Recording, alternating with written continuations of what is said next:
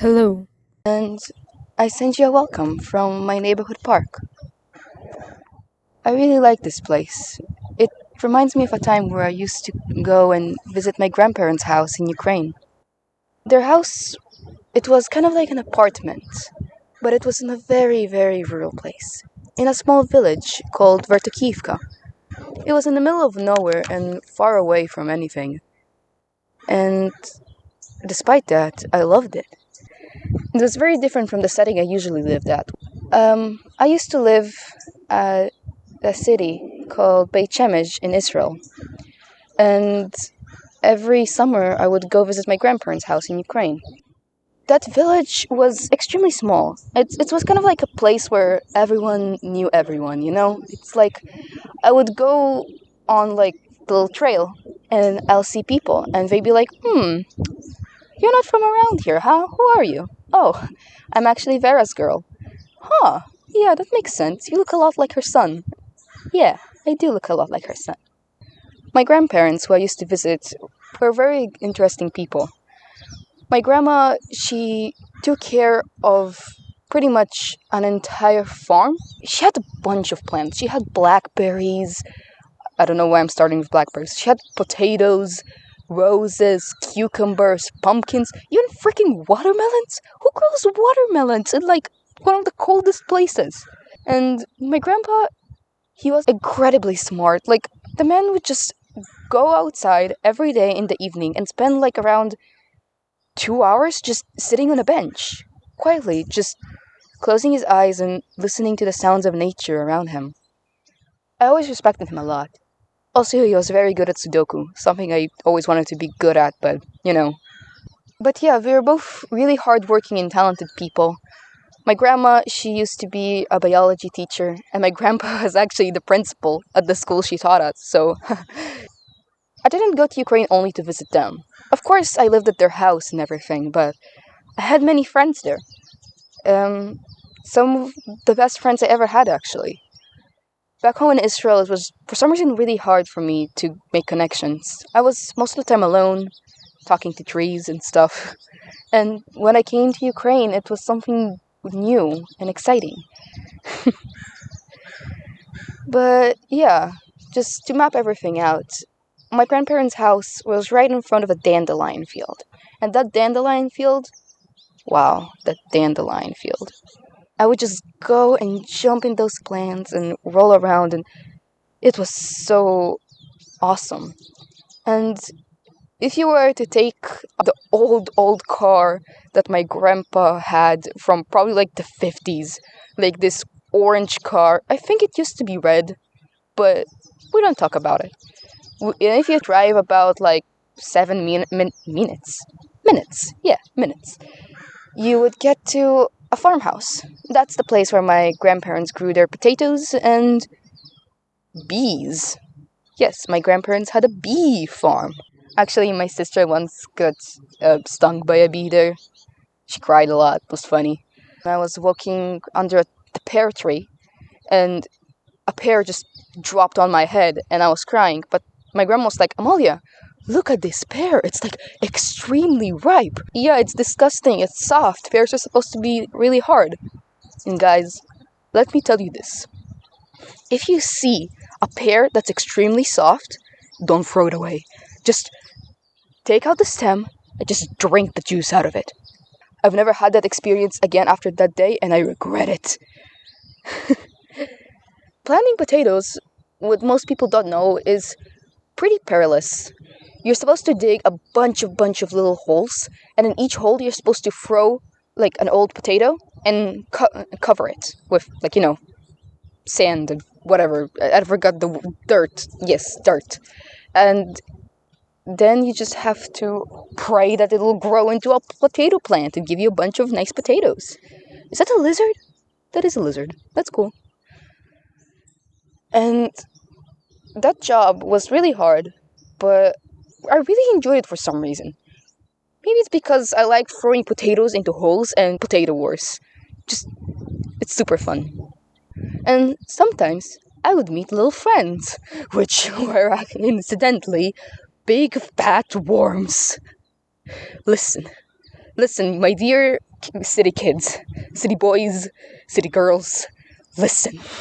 Big fat white worms are creepy, and whenever you found them, my grandma would be like, "Oh, great, now nothing will eat our crops." She would, with her bare hands, grab the worm and just take out its head. I was terrified and was crying because how else would you react to the spectacle of the beheading of the worm? My first memory in Ukraine wasn't actually with my grandparents. It was with the neighborhood kids, specifically a girl named Vika. Right next to the house, there was a little playground for all the neighborhood kids to play. It wasn't really impressive. It was just like two swings, and a sandbox with like a little table besides it and a few trees surrounding it. But it still felt magical and special, you know? When I first visited Ukraine, I was like around 6 years old. And I asked my older sister, who was at the time probably around 14, 15, to get me on the swing. The swing was a bit weird. It was kind of like enclosed within four sides. So she had to raise me up and but just throw me in there. And it took a good solid 5 minutes before we managed to lift me up and get me inside the swing. Next to us was sitting another girl. She was around 6 or 5. That was Vika. And when she saw that we finished our shenanigans of trying to get me to sit in the swing, she just came up and raised the front bar. And me and my sister's eyes just widened and we're like, oh, that's how you do it. That's how I met Vika. I remember I took her to my grandparents' farm. To get water to the farm to drink, you're supposed to go to the neighborhood well. My grandma was there, and she threw the bucket into the well, and the handle span really quickly spinning until the bucket dropped inside the water, and we needed to spin the thingy back up to get the bucket to raise up. And we were spinning it, me and Vika, and spinning it and spinning it and spinning it until Grandma told us, "Okay, girls, you can stop."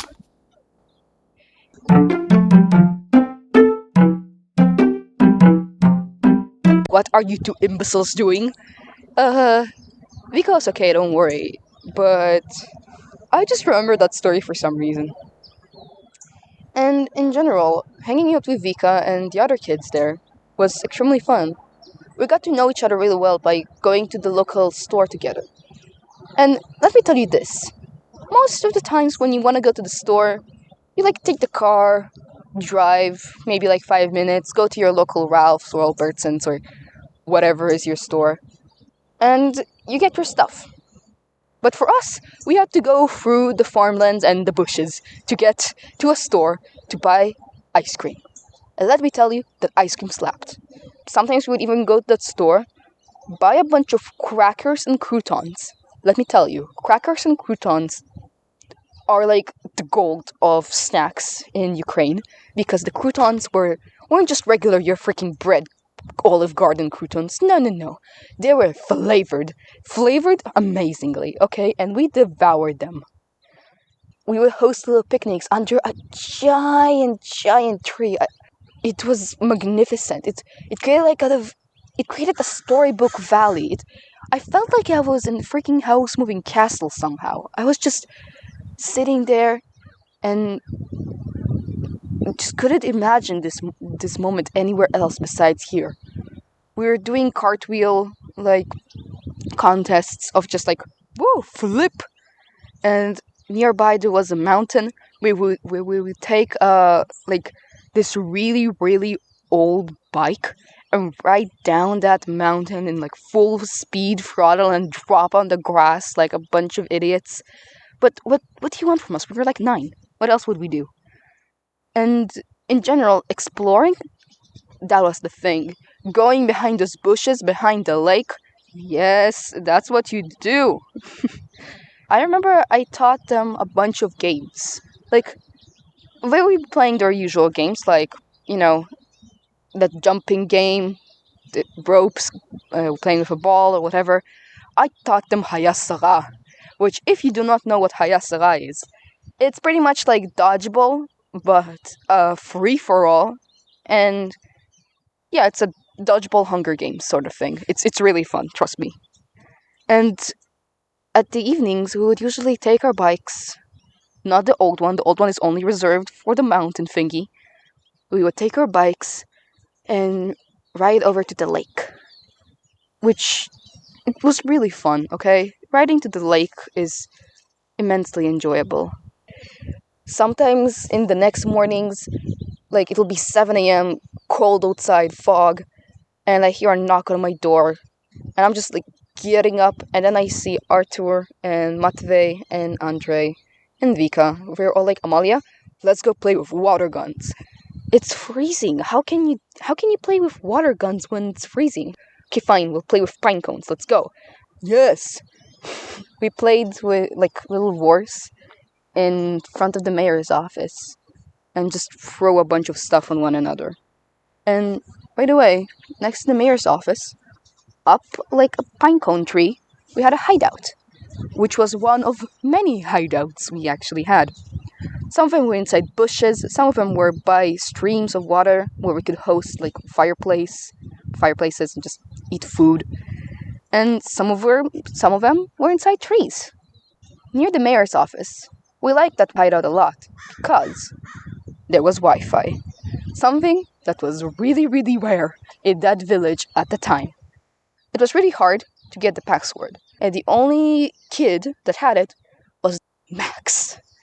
We all hated Max, okay? He was like the village's bully. He was so annoying, okay? So, to get back at him, we would steal apricots from his apricot tree, just like buy like a bunch. We'd just fill up our entire shirts and apricots and just run away like solid gold. Next to Max's house was the school. Like, that school was for the entire village, okay? It covered all the grades, from kindergarten to, like, the end of high school. And basically, it was sort of a refuge for us, a place to run away to. And many, many animals also like to run away there. Okay, let me explain. In Ukraine, or at least in that village, all of the animals are free range. Practically, at least all of them. Meaning that you could be just driving the road and, there's a chicken there. Oh no, try not to run over that chicken because that chicken supplies some sort of household with their eggs. And some households sell their eggs. And if you run over that chicken, then they won't be able to feed their children. Okay, I went too far. During the summers, people would chain their cows and horses in the school because you have a huge grass area there and just allow the animals just chill around the school. It was really interesting, and you shouldn't go near these animals because they'll get protective over their areas. But the fact that I was playing and like jumping off of stairs right next to a cow sometimes was frightening. And moreover, to get to that school, you had to go by Vika's little farm place, like little farm area. And she had a bunch of chickens and one rooster. That rooster was insane. For some reason, only me, specifically me, he hated. Just every time I would pass by, you just have his crazy screams. I got terrified, okay? Like, listen, you just a little kid and you see this giant beast approaching you. You make a run for it. You climb on the roof. You're gonna run away. And then your friends find you crying on the roof and with the chicken down there. And they're just like, Amalia, what's happening? And I'm like, the rooster attacking me. And you're like, Amalia, let us help you. Then they would just help me and just kick that rooster back into the land. And they're like, Amalia, how long have you sat on the roof? And I'm like, approximately half an hour.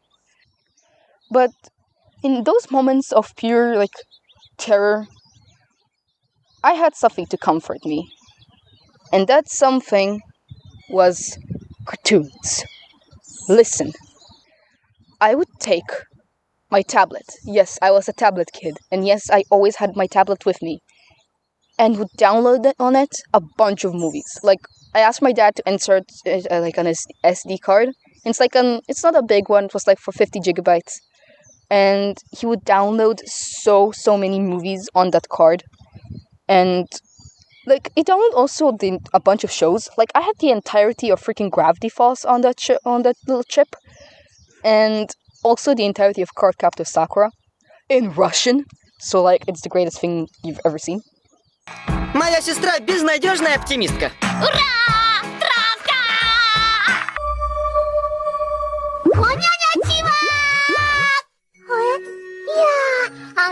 Спасибо, что разбудила меня, малышка. С твоей стороны это очень мило. Пожалуйста. Наконец-то я выбрался из этой книги. Я думал, мне придется торчать вечно в ней. And in general, I would just sometimes catch the TV and just watch Soviet cartoons, like new and old. Just a bunch of weird stuff sometimes would pop out. Like I have in my subconscious this weird cartoon about a ghost, and I don't know why it's there. It just haunts me every day.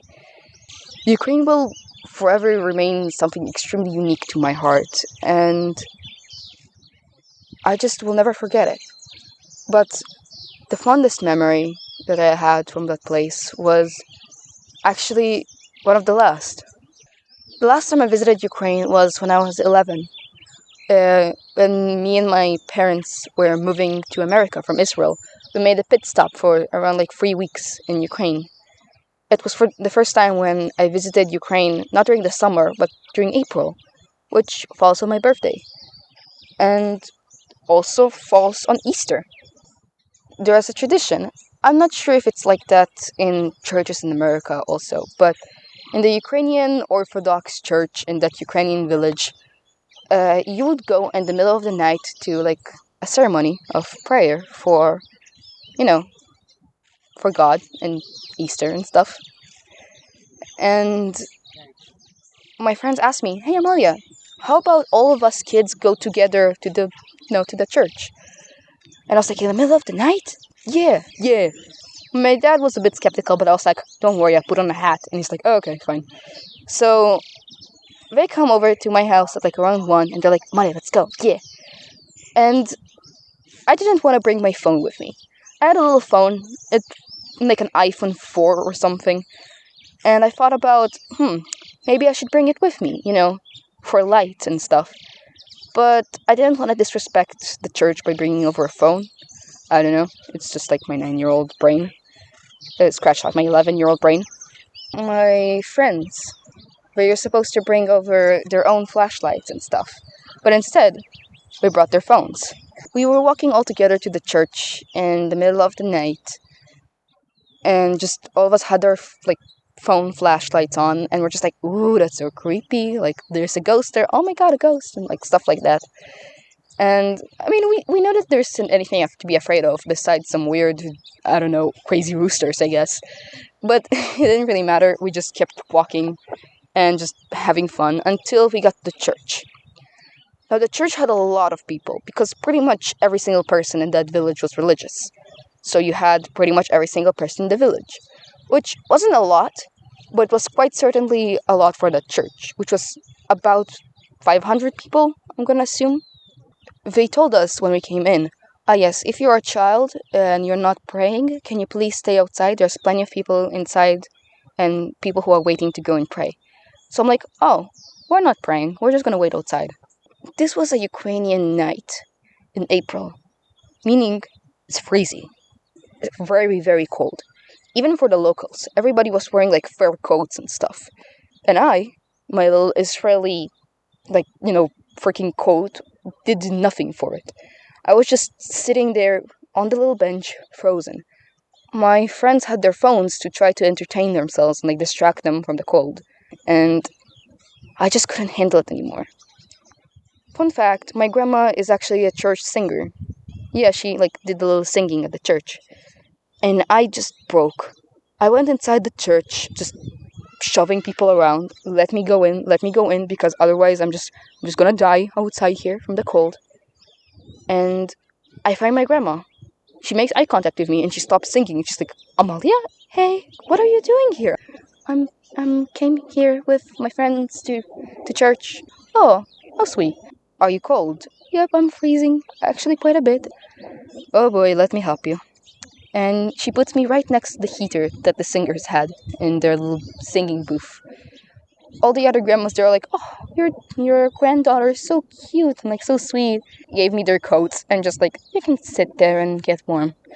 And I'm just like saying thank you to all of them and just going to a different wonderland of relaxation, of like not worrying about anything anymore. Until I see Vika. He's right outside the booth. And the grandmas there are like, "Huh? Who is this kid?" And I'm like, "Vika! Hey, I'm cold as hell. Can I come in?" "Yes." And she sits right next to the heater, right next to me. I gave her one of the coats and we just hugged together because, like, cold. And then you have Artur coming in. "Hello, I'm cold. Can I please sit?" "Yeah, come on, sit." And then come Andre and Matvey, and we all just sit down together under that warm little heater and just like little penguins stuffed together. Just sit there and not worry about a thing as we warm up and eventually head home all together. Ukraine is something extremely unique, and I'm really upset by current events that are happening there. Like, my family cannot really relax for the past. How long has it been already since the war between Russia and Ukraine had started? I don't know, but I just know that my family is extremely tense about the entire situation. And if you feel like donating to the war, like for Ukraine, there's links. I will put down in the description. And I really appreciate you guys listening. This video was unscripted, and I appreciate you guys listening.